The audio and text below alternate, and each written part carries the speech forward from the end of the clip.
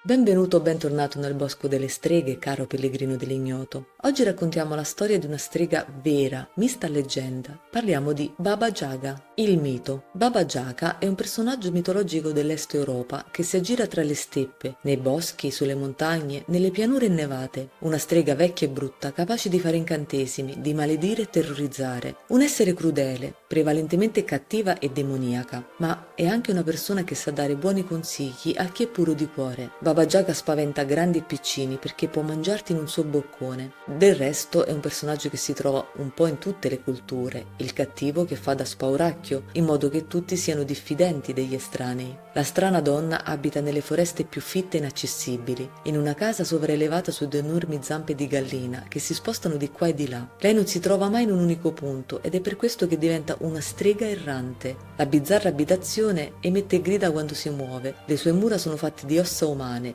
le finestre sono degli occhi, la porta è quasi invisibile, con una serratura irta di lame affilate. Attorno alla casa c'è una recinzione di ossi e teschi umani che ridacchiano ed hanno le orbite luminose come lampadine che illuminano la notte. Baba Yaga compare solo dopo averla evocata, di notte, in un luogo isolato, possibilmente in un bosco o in una pianura lontana da tutti. Questo è il mito. Ma la strega Baba Yaga è esistita realmente? La verità su Baba Yaga. Chi è questa strega? In base alle informazioni avute, che sono diverse dalla leggenda, sappiamo che era una strega antica. La sua nascita è impossibile da recuperare. Si sa che il mito nacque durante il dominio dell'impero romano, un'anziana che decise di vivere nei boschi in seguito alla morte del marito e dei figli. Costei era una conoscitrice di arti magiche oscure. Usava sacrificare animali per i suoi incantesimi, beveva e faceva bere del sangue a tutti coloro che la ricercavano per avere i suoi servigi. Lei lo chiamava il patto di sangue. Si fidava solo di chi sfidava la sorte e beveva il sangue riscaldato che lei porgeva, che poteva essere avvelenato oppure no. Dalle poche informazioni sembra che la donna era un punto di riferimento per i capovillaggio di una parte dell'Est Europa,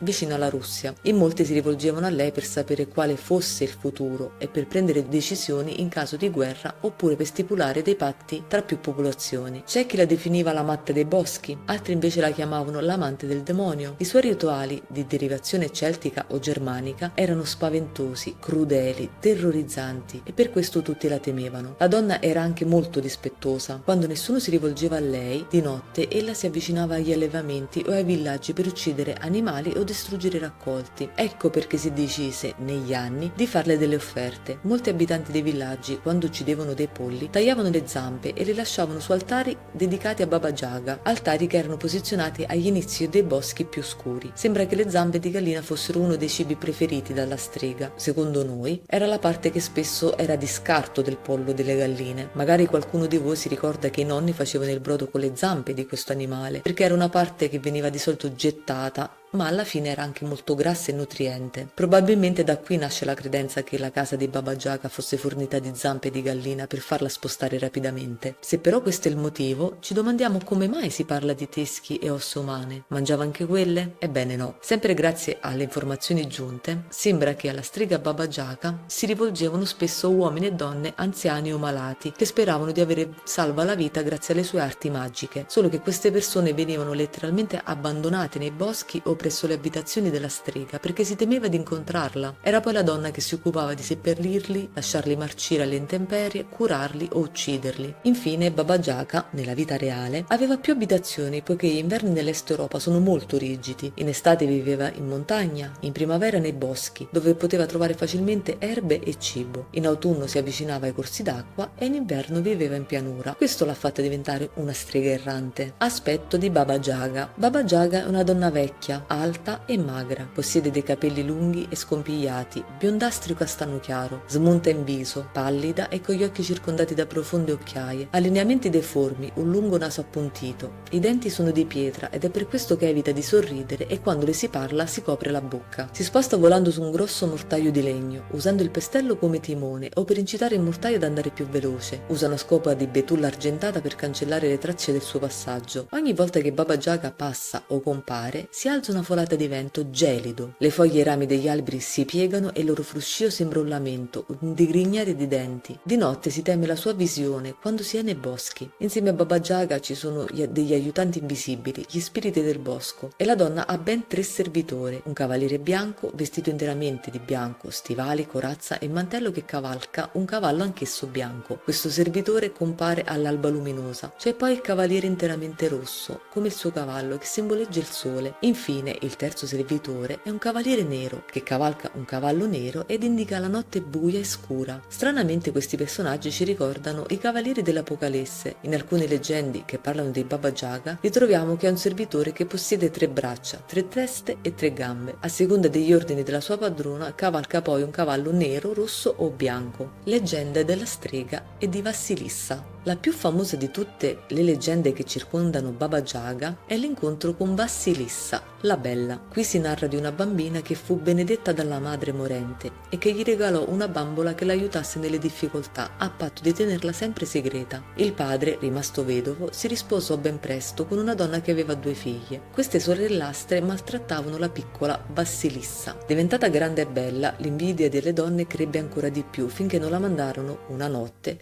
con un tranello a cercare il fuoco nel bosco da Baba Yaga. La ragazza camminò tutta la notte e tutto un giorno finché non trovò la casa della strega. Piena di paura gli chiese il fuoco e la strega gli disse che gliel'avrebbe dato se lavorava per lei, assegnandogli un sacco di compiti e di lavori diversi. La bambola che la giovane portava con sé la consigliava e l'aiutava nascosta nella sua tasca. La strega gli domandò come faceva a fare tanto lavoro e lei gli rispose candidamente che era stata benedetta dalla madre. A questo punto Baba Yaga la cacciò dicendo che non voleva in casa persone benedette. Come regalo, la strega gli donò un teschio con gli occhi di fuoco che Vassilissa portò a casa della matrigna e delle sorelle. Il teschio, come le vide, le incenerì tutte e 3. Dopo qualche anno la ragazza andò in sposa a uno zar e fu tutto per merito del teschio che inceneriva i nemici e della bambola che gli dava ottimi consigli. Leggenda di Baba Yaga. Il comportamento di Baba Yaga è spesso minaccioso, a volte può uccidere o schiavizzare i visitatori e i curiosi che si avvicinano alla sua casa. Le sue vittime finiscono cotti e mangiati sulla stufa. Se sono fortunati vengono schiavizzati facendoli lavorare per lei, ma sempre con il dubbio se arriveranno al giorno dopo o verranno mangiati entro sera. Baba Yaga si può dimostrare magnanima ed elargire consigli o doni, ma solo se ha di fronte una persona pura di cuore. Attenzione quindi a chiedere consigli, può essere molto pericoloso, sa mettere a dura prova le persone e fa patti che sono vantaggiosi solo per lei. Terminiamo qui il video su questo affascinante personaggio, figura che per tanti può essere spaventosa, una vera strega a tutti gli effetti, ma che ha anche lati buoni, se vogliamo, o comunque che ci racconta una cultura quasi dimenticata, che vive solo tra il mito e la leggenda. Dici cosa ne pensi con un commento, oppure se vuoi approfondire il discorso su questa strega. Lascia un like se il video ti è piaciuto e iscriviti al canale per rimanere aggiornato. Un saluto dal Bosco delle Streghe.